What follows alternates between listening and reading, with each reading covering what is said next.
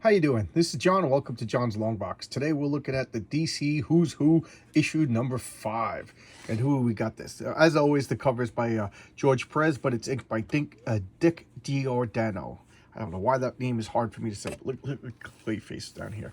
Okay, we got Cosmic Boy. Yeah, the names are over here, so I'm not going to list everybody's names. That's kind of cheap. But I'm just going to... Is that Cinnamon over there? Killer Croc. DC does have some really cool characters. I don't know who that is. I gotta figure out who that is. Oh, there's Johnny Fast. I don't know what this robot is. Oh, Commander Steel. I always like Commander Steel.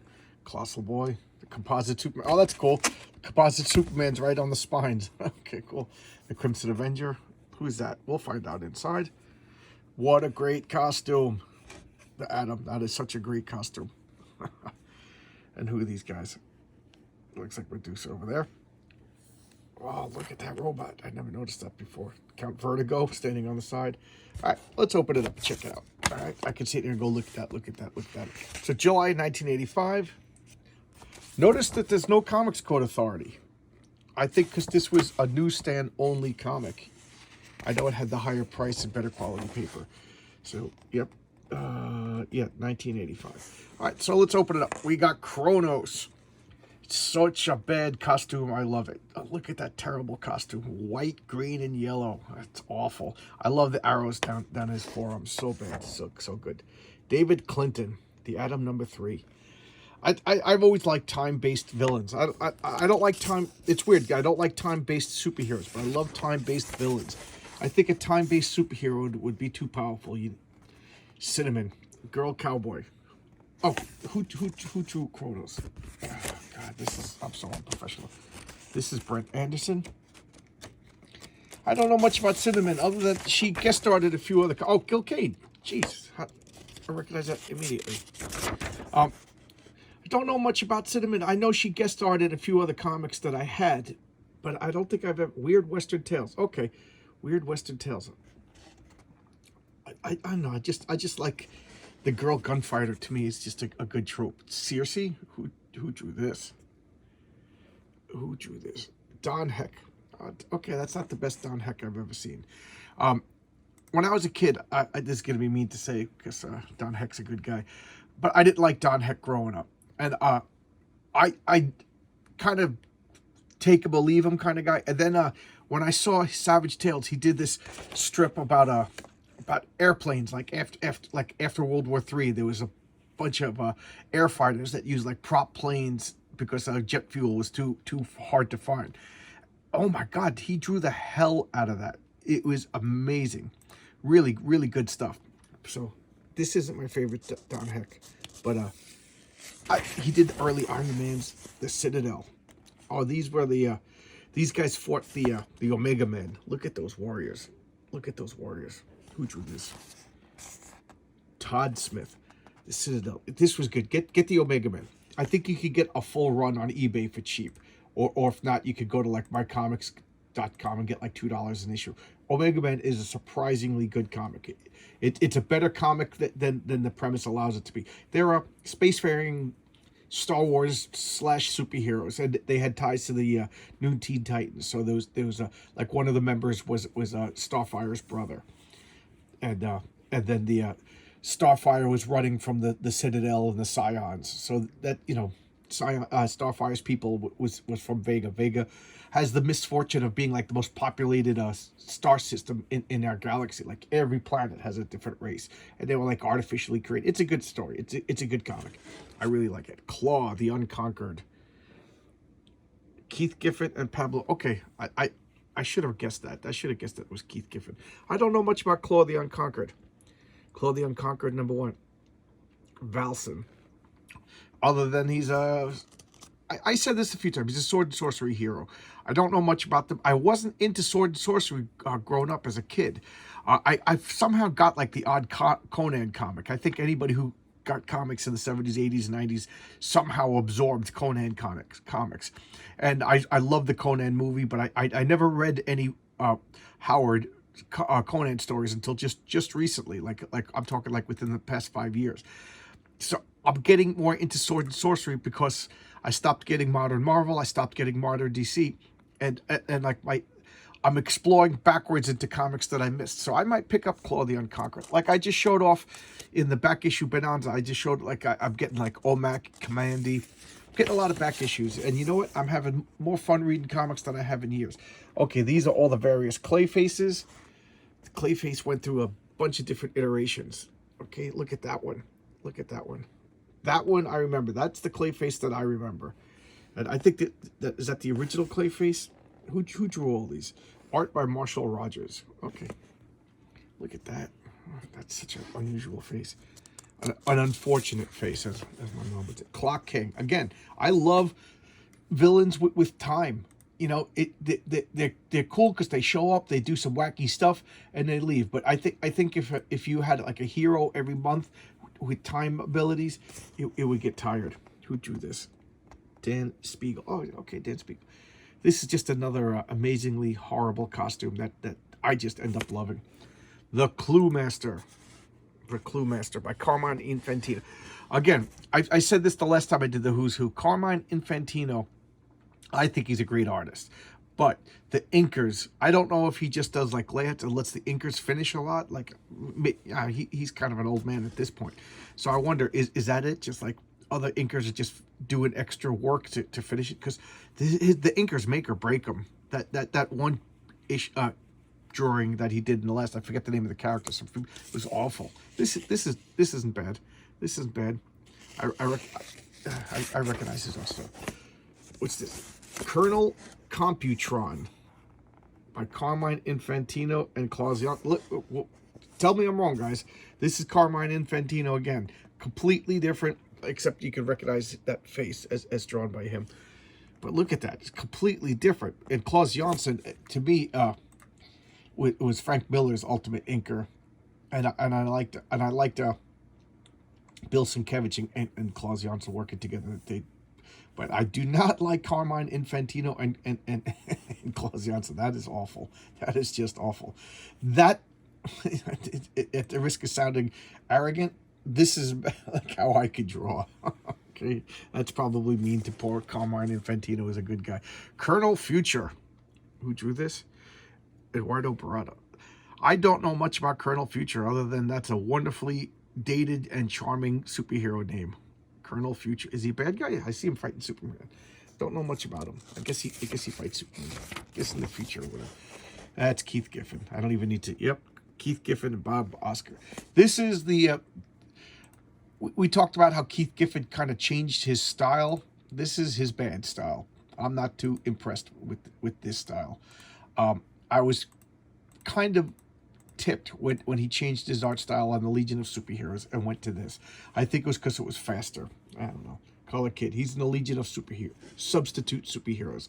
You know, the Goofy League. Colossal Boy. Cool costume, cool power.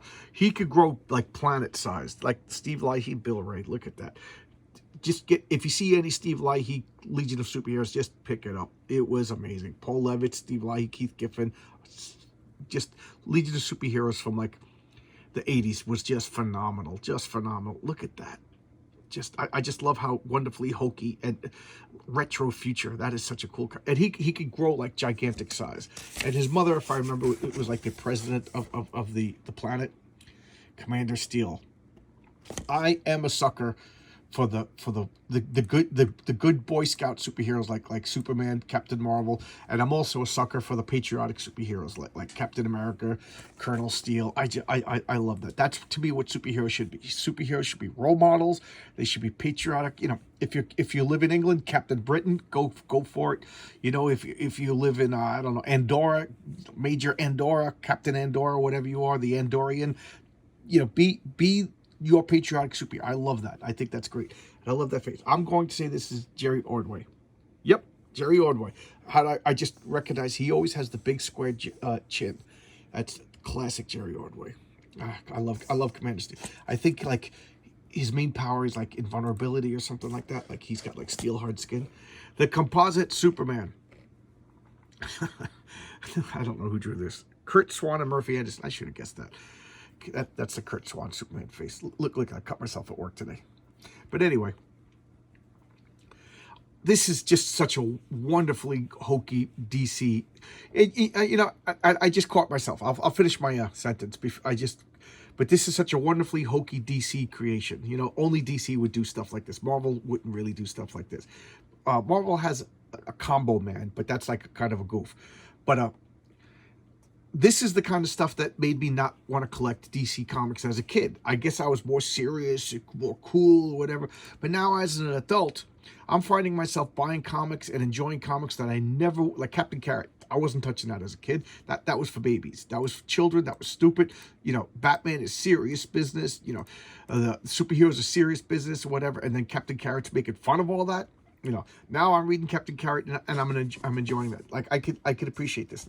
So I'm also looking, like I said, I'm going backwards in time. I'm looking for like late 60s, early 70s detective comics and Batman comics. You know, just cheesy. Batman's like, oh no, there's an alligator, you know, in the street or something like that. It's just wonderfully charming.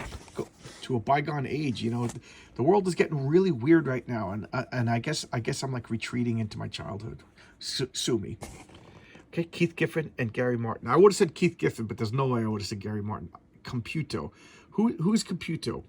I don't know anything about it. It says here, known relatives, Brainiac 5. Oh, okay, so this is the Legion of Superheroes villain. Okay, I forgot all about this. I got nothing else to say other than Keith Giffen's art style it's instead of getting better, it was getting worse. Congo Bill and Congorilla. I only know them through their appearances in the Vertigo Animal Man. Congo Bill, what he like drank a potion or something like that. He could control animals or something like that, and then he had like a super intelligent ape. DC had a lot of super intelligent apes. Who drew this? Chuck Patton, Frank Giacomo. I don't know much about him. This is just typical. Again, DC had, if you ask me, DC had more varied comic books than Marvel. You know, DC had like adventure comics, celebrity comics, comedy comics, model comics, war comics, Western comics. Where at the same time, Marvel was mostly superheroes with a few other like literature adaptations and some minor horror comics. There you go. The Construct. I love that name, The Construct. The design is kind of hokey, but what do I know? Howard Bender and Bill Ray. I never would have guessed that in a million years. Justice League of America. So I guess he fights the Justice League. The Construct, though, that is just like a wonderfully ominous name. I like that name. Oh, the Controllers. That's who I didn't know who they were. And that Jerry Bingham. Jerry Bingham does the art. I like that. That is a really cool picture. Oh, yeah, that's right. Don't they, like, fight the Green Lantern? Oh, no, they fight the Legion of Superheroes. They're from the future. Duh. Okay. That is just a cool picture. I like that. I like that a lot. This guy actually looks pretty scary. The Controllers. What if they fight the Dominators? Copperhead. Just a perfectly good villain as far as that. Look at that costume. Simple, elegant. You want to do superhero costumes? Simple, elegant. Simple, elegant costumes, they stand the test of time. Is Spider-Man simple and elegant? I don't know, but it's elegant. And, but the Fantastic Four, Superman, Batman, The Flash, Green Lantern, Wonder Woman, all the classic superhero costumes are simple and elegant. Pat Broderick. Oh, no wonder I like it. I love Pat Broderick. That's cool. Who does he fight? Brave and Bold. I don't know who he fights. I think he fights a bunch of DC villains. Cosmic Boy. Again, Legion of Superheroes with a goofy name. This is why I don't like DC. Cosmic Boy. But Cosmic Boy, one of the founding members. He has like magnetic powers. He's super like magnetic powers. He traveled back into the past. Lived in our time for a while. I just like I keep saying, get 80s Legion of Superheroes. Just good stuff. And even before that, when it was Superboy and the Legion of Superheroes, it's like good, wholesome, fun comics with surprising shocks. Like even before I started collecting the Legion of Superheroes, right around the Great Darkness Saga, like right before that, and even before that, they had like a couple of characters die, and some real shocks back during the hokey eras. Who's that? Oh, Cosmic King. That's his brother, who's a villain, and he's in like the Legion of Supervillains. Tom Mandrake. Oh, who drew Cosmic Boy? Richard Howell and Carl Kessel. I don't know much about Richard Howell, but Carl Kessel is one of my favorite inkers. Okay, The Council. I never even heard of these. Carmine Infantino and Larry Mouse. Okay, you see my point about Carmine Infantino? You see how his style just changes drastically based on the inker. And I'm going to attribute that to age. You know, maybe he's just given a rough layout and the inkers are finishing everything. I don't know. I mean, the guy's a legend, so the inkers are probably just doing extra work. Count Vertigo. You know, at first glance, this looks like a John Byrne drawing, but there's just something off. Okay, I'm all right. Maybe who is it? Oh, Trevor Von Eden and Dick Giordano. So I'm not even close. Count Vertigo. Wasn't he in the Suicide Squad for a while? World's Finest. Bad guy that would make you dizzy. That would, you know, at first when I first was reading, like in my teens and 20s, I was like, this guy's lame. But now I'm in my 50s, and the idea of making me dizzy and fall down is terrifying. Oh, I've fallen and I can't get up. Count Vertigo's been here. Crazy Quilt. That's Jack Kirby and with Greg Thackeray. Theakston. Yeah. Crazy Quilt. Where does he, yeah, I guess he fights Batman and Robin with the powers of colors. I don't know much about him. I don't even think I have any of his comic book appearances. The Creature Commandos. This I wouldn't have touched with a 10-foot pole as a kid. Now I'm like, why is there not a Creature Commandos comic book? Bunch of monsters running around fighting World War II. Launch this comic tomorrow and I'll buy it. You know, as long as it's, you know, they don't write it like a 2022 comic book. They write it like an old-time war comic. That would be Jerry Ordway. Look at that. So what do we got? A Wolfman, a Frankenstein, a vampire, a Medusa, and what is he? I guess he's the human that Shreve. I guess he's the human. Count Velcro. I always used to laugh at that name. Just so good. Just so good. By Jerry Ordway. So good. Okay, here we got a Steve Ditko creation, the Creeper. And look, you can tell it's Steve Ditko because he's a reporter in his real life identity. Jack Ryder, reporter, the Ryder Report. Dave Gibbons. I wouldn't have guessed that. I wouldn't have guessed that in a million years. Another a lesser known Steve Ditko character. I don't think Steve Ditko stayed with him too long. What's his power? He's agile and he laughs at you. And then he asks questions. Steve Ditko, if you ask me, and you can prove me wrong, and I'm not going to argue with you. I think Steve Ditko had like an obsession with right. Well, everybody knows that he was an objectivist. Steve Ditko had an obsession with right or wrong, you know, black or white. So I think a lot of his psychology went into these. This is a reporter who dons a disguise to find out the truth. That's the same thing with the Question, and it's the same thing with Mr. A. They're almost all the same hero, you know. I think his Doctor Strange and Spider-Man were his most different creation. I really do like that. I think the idea of a reporter as a superhero, so many people do it because it works. I mean, look at this. This looks like the Question transforming. The Crime Doctor. Who does this? Dennis Cowan and Steve Mitchell. I love Dennis Cowan. He did speaking of Steve Ditko, he did Dennis O'Neill and Dennis O'Neill. Why is my mouth not working tonight? Dennis O'Neill and Cowan. They did a Question in the 90s, and the only thing is, the Question was Steve Ditko's creation. He leaned more conservative, and Dennis Cowan said he didn't know how. Dennis O'Neill said he didn't really know how to write a conservative, so he made him more left wing. Why am I talking about the Question? But this is the Crime Doctor. What the hell is wrong? Oh, I'm talking about it because of Dennis Cowan. I just had a senior moment there. I love the concept of this, that he is the doctor that all the criminals go to, or he commits, like that's what he does now. He's the doctor that all the criminals go to you know, when they get shot by the police or something like that. He takes care of them for extra fees. But at this time, he was a supervillain that fought Batman and did, you know, medical crimes. So cool. Easily they could turn this guy into a horror villain. Oh my God, could he turn into a horror villain? DC, let me write a crime doctor story. I'll come up with a nice horror story. The Crime Syndicate.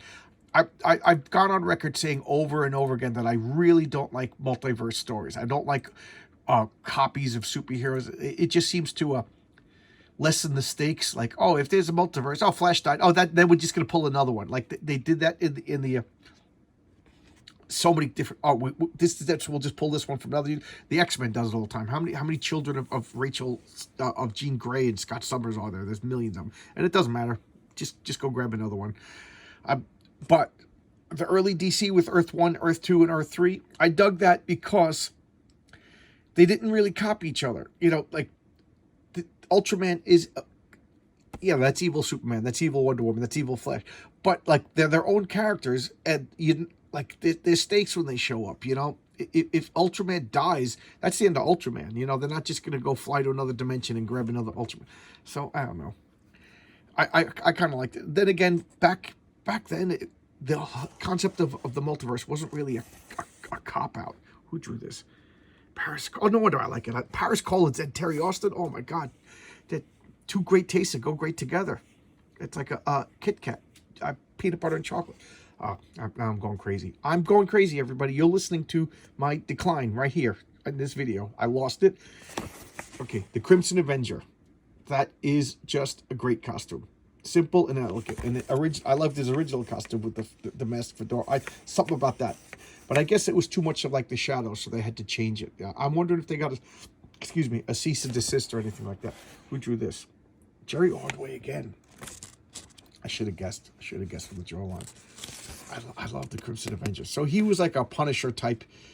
When he first started, he was up. Like a ripoff of the Shadow is the only way to describe it. And I guess they had to make him different from the Shadow. Croc. Ed Harrington and Romeo Tunga. So, if I remember correctly, Croc was originally a normal human who had like a skin condition. Am I correct in saying that? I'm pretty sure that I'm correct in saying that.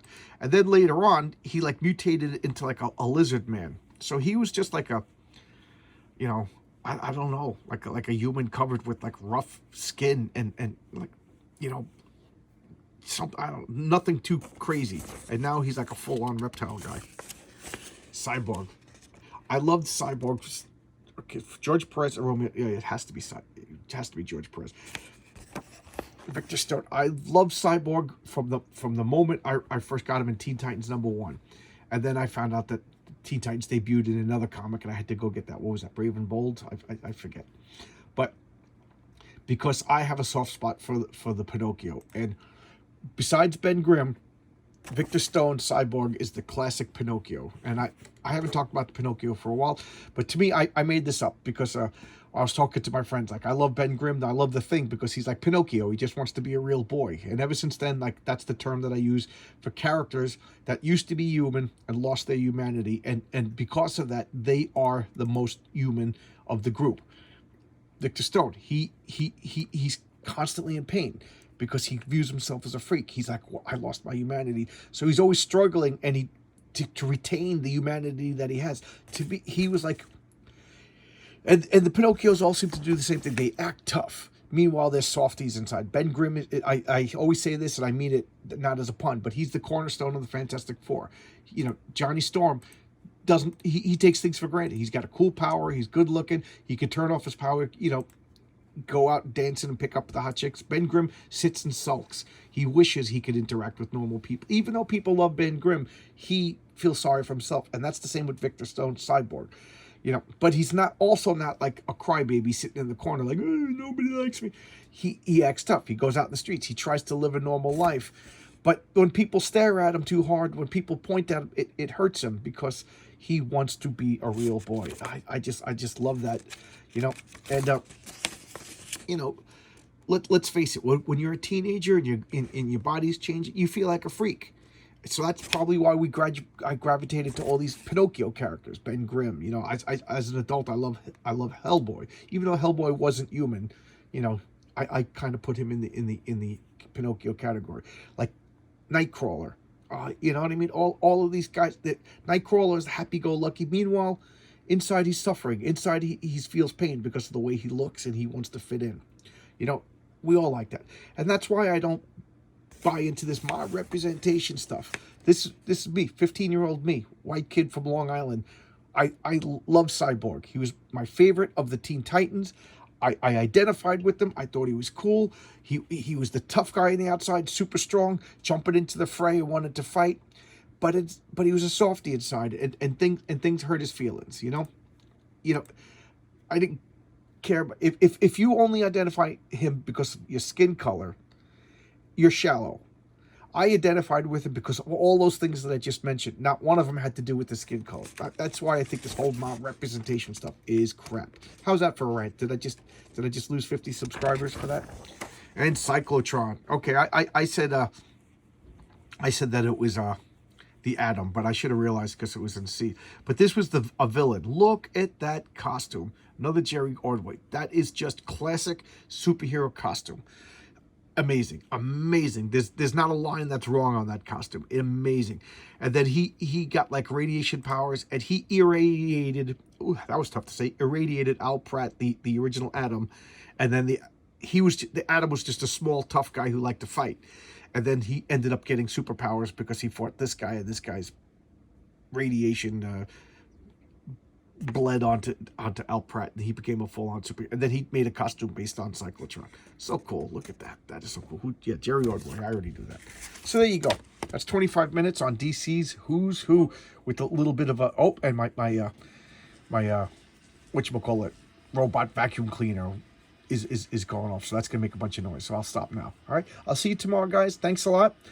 If you disagree with me politically, that's fine. I'm a mature guy, and I don't care if you disagree with me. That's what life is. It's all, I want to be a superhero. Superheroes, we gotta accept those that are different. Okay, so, and that's the biggest difference to me. It's not skin color, it's not nationality. It's your thoughts. That's the biggest difference, and that's really the only thing that is important. Is the way you think. All right, there you go. I ranted a rave. I turned into Steve Ditko for a second. All right, I'll see you tomorrow with another video. Bye-bye.